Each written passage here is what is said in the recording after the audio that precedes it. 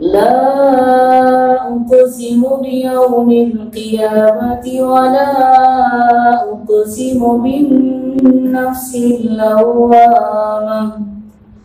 أيحسب الإنسان أن لن نجمع عظامه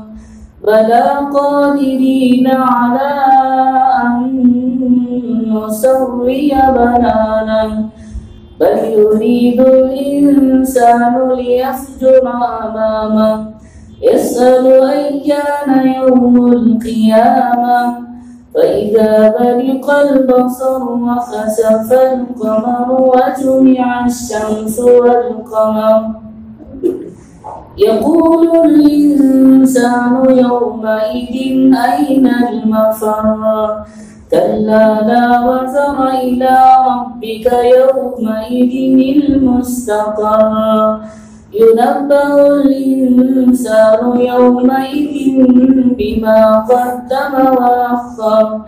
بل الإنسان على نفسه بصيرا ولو ألقى معاذيرا لا تحرك به لسانك لتعجل به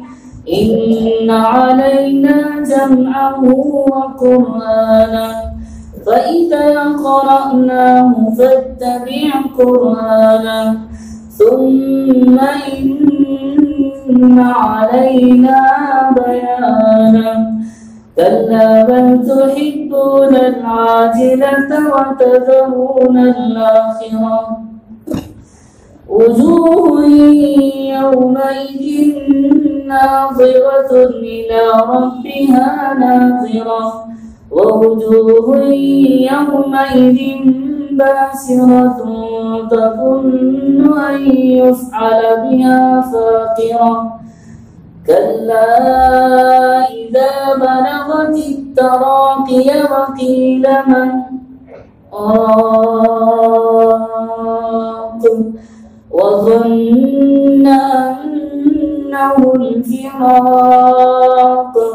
والتفت الساق بالساق إلى ربك يومئذ المساق فلا صدق ولا صلى ولكن كذب وتولى ثم ذهب إلى